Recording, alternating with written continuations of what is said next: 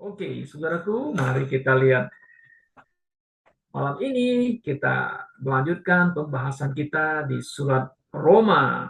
Sekarang kita akan membahas Roma pasal 3 ayat 1 sampai ayat yang ke-8 telah kita bahas. Nah, kita masuk ke dalam ayat 9 ya, sampai selesai ya. Kita coba malam ini selesaikan. Oke.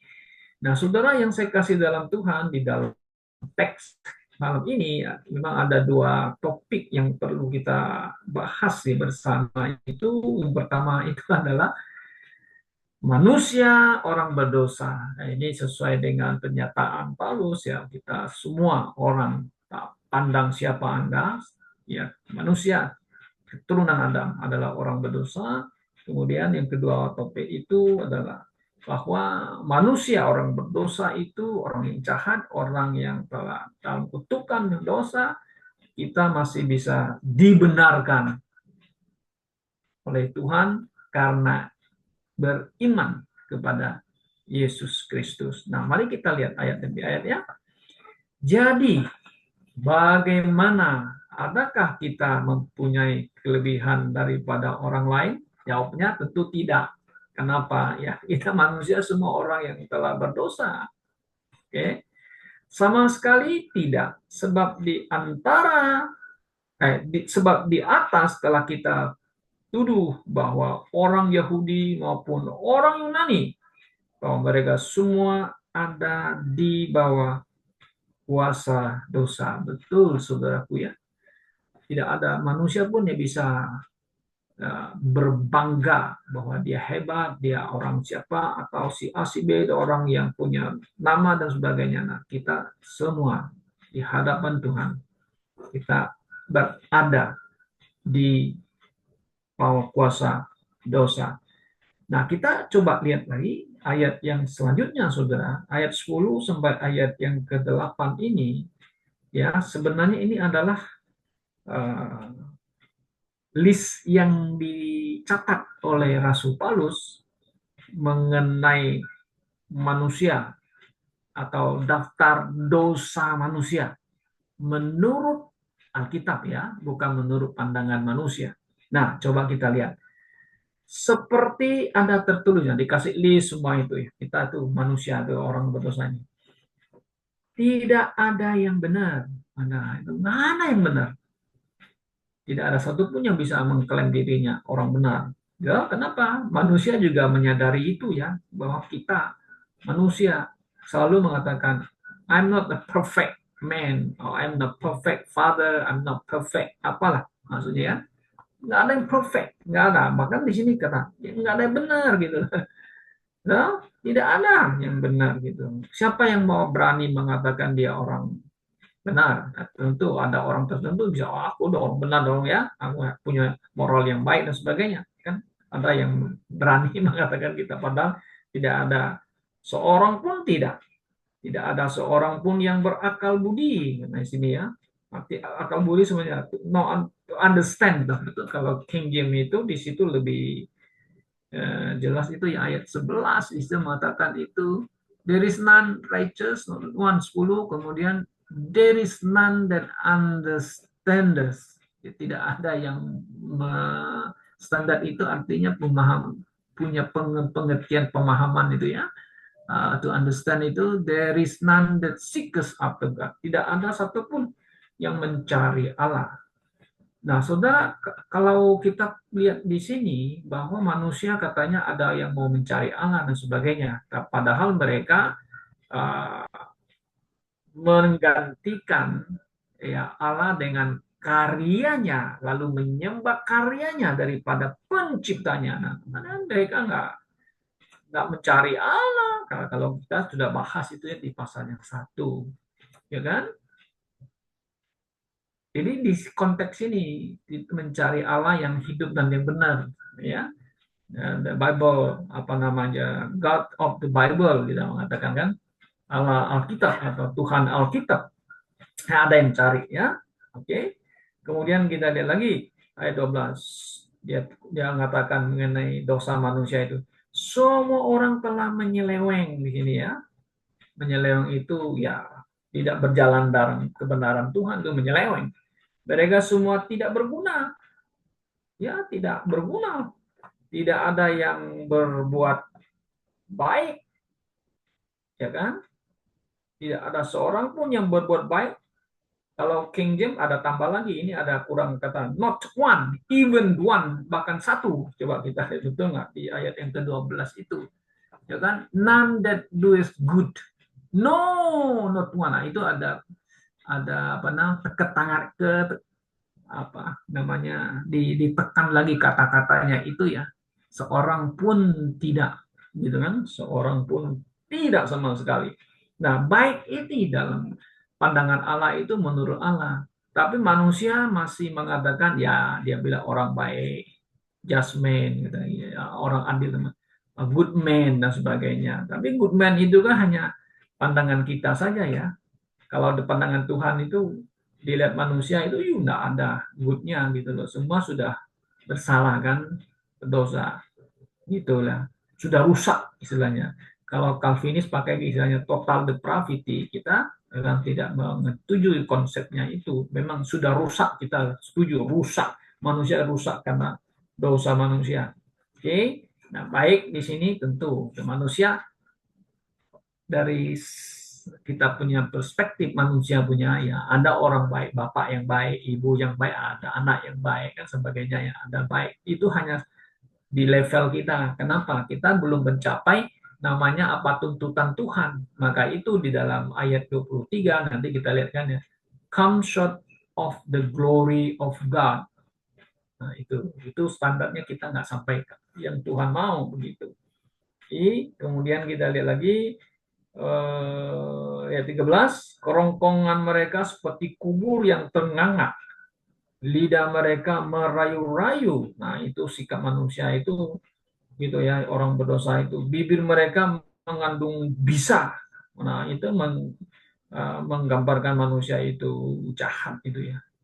Kemudian yang ke-14, mulut mereka penuh dengan sumpah serapah. Ya, itu sumpah serapah. Kemudian keruntuhan dan kebinasaan mereka tinggalkan di jalan mereka, dan jalan damai tidak mereka kenal. Ya, tidak ada tuh mau damai dan sebagainya. Dan bahkan rasa takut kepada Allah yang hidup benar pun nggak ada. Tidak ada pada orang itu. Nah, kalau saudara lihat dalam konteks kita hari ini, society kita, yang katanya punya agama, dan sebagainya, punya Allah, katanya sebagainya. Tapi karakternya saudara menyakiti orang, membunuh orang, dan sebagainya. Ya, nah, saudara tahu hari ini, uh, orang-orang Islam, ulama dan sebagainya sudah mau bersatu, katanya kita harus jihad melawan Israel katanya. Nah, termasuk yang ada di Indonesia juga kan, MUI kan, dia buat fatwa. Lalu kalau buat fatwa itu harus ditaati ya. Anda bisa bayangkan tuh, agama buat fatwa harus ditaati kan gitu. Nah, orang Yahudi, Farisi, pemimpin agama, mahkamah agama pernah membuat fatwa supaya Yesus harus disalibkan, dimatiin, dan juga membuat fatwa surat kuasa kepada kepada Paulus, ya kan, dulu namanya belum ganti Saul, supaya dia boleh bunuh orang Kristen. Waduh, ini jahat ya, kejahatan ya. Tapi kita lihat orang yang jahat sebenarnya kalau Tuhan sentuh ya, Tuhan panggil ya, mereka masih bisa respon kan, Injil Yesus Kristus ya masih bisa dibenarkan kan begitu. Tapi realitanya kita lihat dalam kehidupan masyarakat dan sekarang gitu, tidak ada rasa takut lagi kepada Allah yang hidup dan yang benar ya gitu ya. Kemudian kita lihat lagi ayat 9. Tetapi kita tahu bahwa segala sesuatu yang tercantum dalam kitab Taurat ditujukan kepada mereka yang hidup di bawah hukum Taurat. Ya betul, kalau Anda hidup dalam hukum Taurat, ya semua itu kasih ke Anda. Ya kalau Anda nggak bisa mentaatinya, menjalankannya, ya Anda akan dihukum oleh hukum Taurat itu sendiri. Yang tidak ada hukum Taurat pun akan dihukum menurut tanpa hukum Taurat. Gitu. Nah, itulah menunjukkan bahwa Allah itu sangat adil, ya, supaya semua orang itu tak bisa membantah atau tidak bisa menyangkal hal itu, ya saudara, ya, bahwa semua yang tidak percaya, yang menolak kebenaran, yang percaya Yesus, ya, semua akan jatuh ke dalam hukuman Allah. Itu jelas, ya, orang Yahudi, ya, orang Yunani yang mewakili bangsa-bangsa lain, semua akan dihukum oleh Allah seadil-adilnya. Ini sangat jelas, ya kan? Kemudian kita lanjutkan ke ayat 21 dan sampai ayat yang selesai, ya, di ayat 31. Nah, kita lihat sekarang. Ya, tadi sudah saya sebutkan, ini kan list dosa orang manusia, ya. Semua manusia telah berdosa, itu nggak terkecuali gitu, ya. Kemudian kita lihat yang ayat 21 sampai 31 itu, orang berdosa, orang yang rusak total itu, ya saudara, ya, bahwa dia masih punya hati nurani, kita mengatakan, dan juga punya free will, bisa memilih, bisa mengambil keputusan untuk memilih dan juga menolak. Nah, kalau Calvin mengajar total depravity, dia mengatakan sebenarnya itu manusia itu tidak ada inability, ya. Total inability itu tidak lagi ada kemampuan untuk mendengar dan menerima Injil, ya. Kita tidak setuju gitu, ya saudara, ya. Nah, kita mengatakan manusia rusak total, yes, sesuai dengan ayat 23, karena semua orang telah berdosa dan telah, bukan ini terjemah TB, telah kehilangan, harusnya kita mengatakan kurang kemuliaan atau tidak memenuhi apa yang Tuhan inginkan itu, ya. Nah, jadi kalau kita perhatikan, saudara, ya, manusia yang rusak total itu, yang di Efesus pasal 2 mengatakan sudah mati secara rohani, ya, mereka masih punya hati nurani dan juga free will, ya, bisa merespon gitu, ya, bisa mengambil keputusan dan bisa percaya Yesus. Kalau diberitakan Injil, ada yang terima, ada yang terima. Nah, yang terima, yang percaya kan dibenarkan. Nah, di sini kita lihat, inilah adalah kasih karunia, ya. Kita dibenarkan karena iman kita kepada Yesus Kristus. Kebenaran itu adalah Yesus punya. Ya, Tuhan melihat Yesus, kan? Bukan melihat kita karena kita melakukan sesuatu. Ini yang perlu kita perhatikan, saudara, ya. Saya percaya Yesus bukan karena Tuhan counter atau input saya punya kebaikan, tapi tidak. Tapi karena iman saya kepada Yesus Kristus. Nah, saudara, ini sangat jelas ajaran firman Tuhan ini. Nah, kita lihat ayat 1. Tetapi sekarang tanpa hukum Taurat, kebenaran Allah telah dinyatakan seperti yang disaksikan dalam kitab Taurat dan kitab-kitab para nabi. Oke, yaitu apa? Kebenaran Allah karena iman dalam Yesus Kristus bagi semua orang yang percaya, sebab tidak ada perbedaan. Apakah dia orang Yahudi? Apakah dia orang Yunani? Apakah ada bangsa suku-suku yang lain yang terpencil di hutan, di mana di pegunungan? Yang mendengarkan Injil Yesus Kristus, mereka memiliki hati nurani dan juga free will, bisa respon. Nah, ya, saya masih ingat, ya, kita di kampung gitu, ya. Bayangkan tuh tahun 60-an papa mama mendengar Injil dari misionaris yang diutus dari London. Saya masih ingat namanya itu, ya, Mackenzie. Itu saya masih umur 7 tahun, 8 tahun gitu, ya. Di kampung gitu, ya. Dia datang gitu, ya. Mereka papa mama sudah mendengar Injil, ya, belum begitu mengerti, memahami gitu, ya. Nah, kemudian dia pulang, datang lagi yang kedua itu Michael Sumik. Nah, saya udah di SMP itu. Nah, dia dari Kanada. Nah, masih muda dia. Wow, dia dia preach and teach, oh percaya Yesus, Anda akan selamat. Anda tidak percaya Yesus, Anda masuk neraka. Oh, masuk neraka. Nah dari situ kita masih kecil kan, kita belum tahu doktrin apa itu, nggak ngerti apa-apa. Hanya Injil yang very simple diberitakan, Injil Yesus Kristus. Yesus datang ke dunia, mati menebus dosa manusia. Yesus adalah firman yang telah menjadi manusia, Allah menjadi manusia karena mengasihi manusia. Simple, sangat. Maka itu lagu-lagu yang saya masih ingat sampai hari ini di sekolah minggu itu kan, itu Jesus loves me, this I know. Itu lagu yang tidak akan kita lupakan itu waktu kita dengar Injil Yesus Kristus. Jesus loves me. Ya, karena Alkitab yang mengatakan demikian. Oke. Nah, saudaraku yang sekasih dalam Tuhan, mari kita lihat. Nah, ini adalah kebenaran Allah, di mana dengan iman kita dibenarkan, bukan karena kita melakukan sesuatu atau melakukan hukum Taurat. Oke. Nah, ayat 23 sudah kita baca tadi, semua telah berdosa, betul, dan kurang kemuliaan Allah. Oke.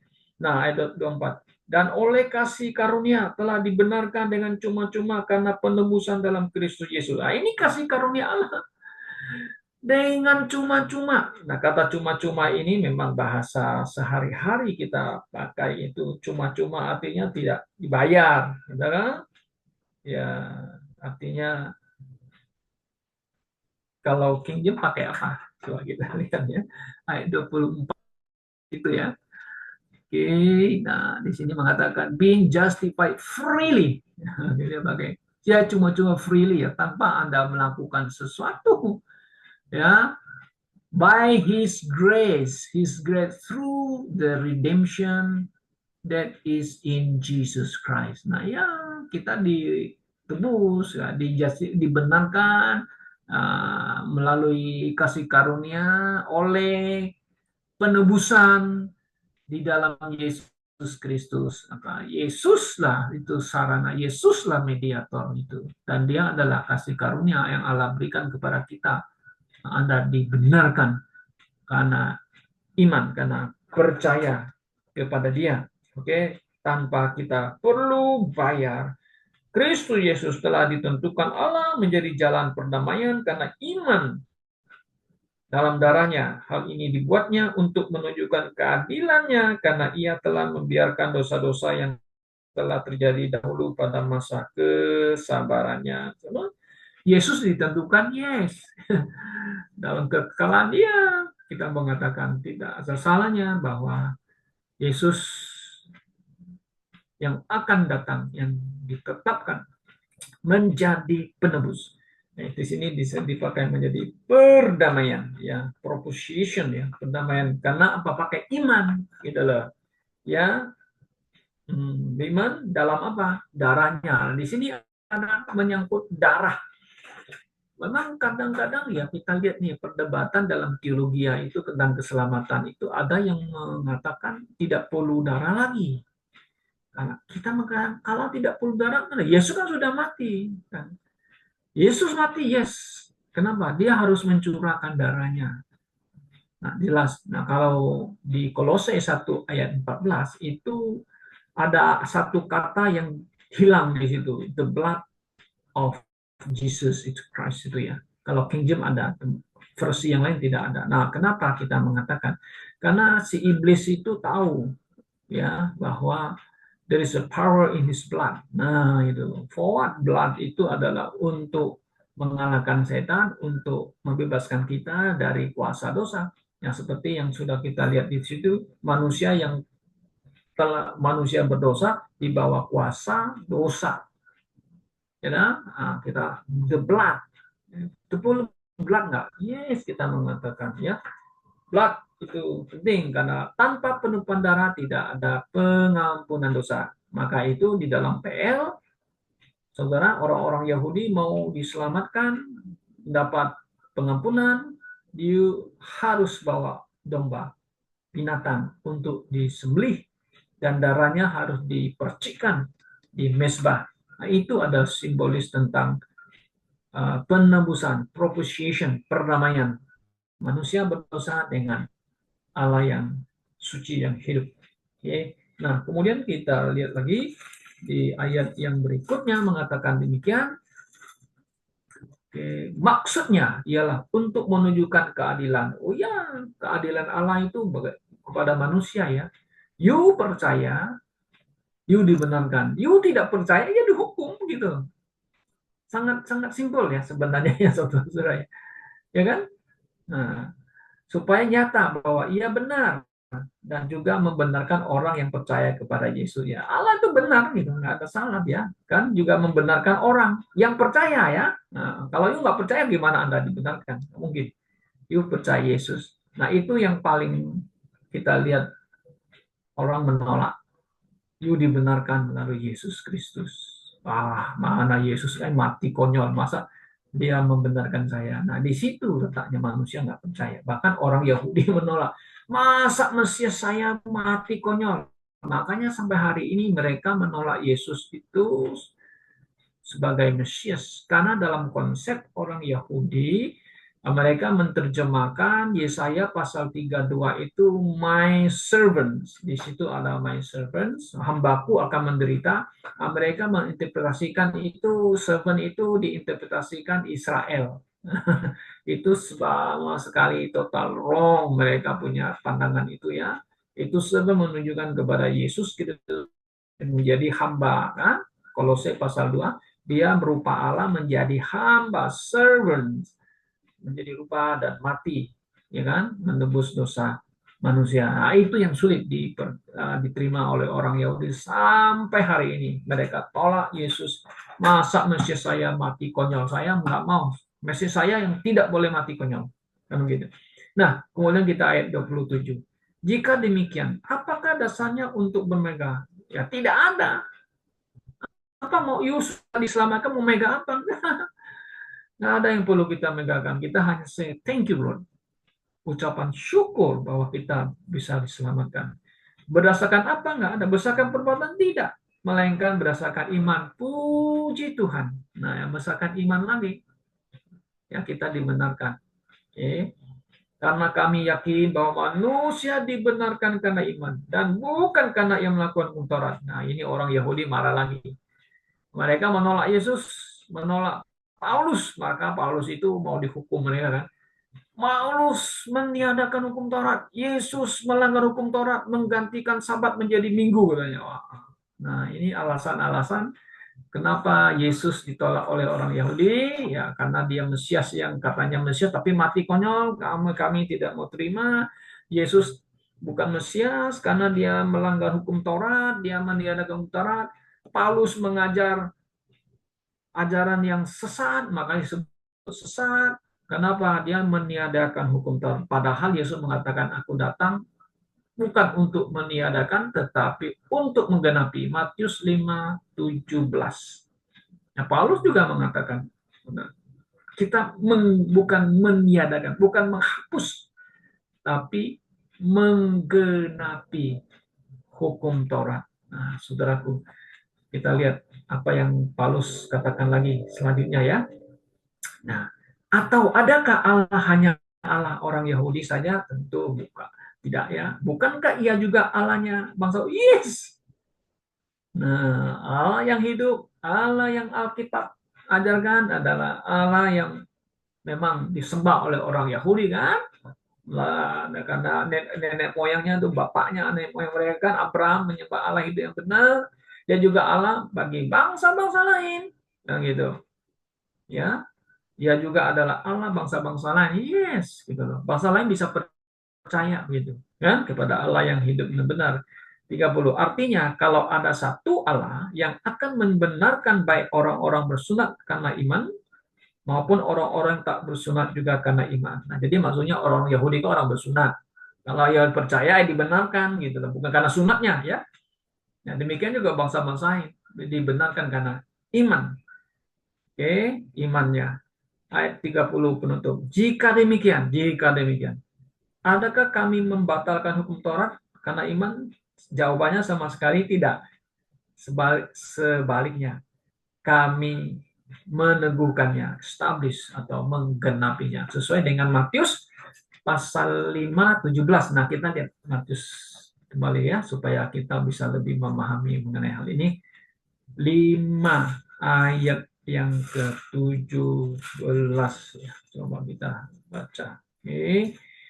Janganlah kamu menyangka bahwa aku, kata Yesus, datang untuk meniadakan hukum Taurat atau kitab para nabi. Aku datang bukan untuk meniadakannya, melainkan untuk menggenapinya. Kata fulfill ya, sama kata kalimatnya. But to fulfill, menggenapinya. Kiranya Tuhan memberkati kita pada malam hari ini, saudara.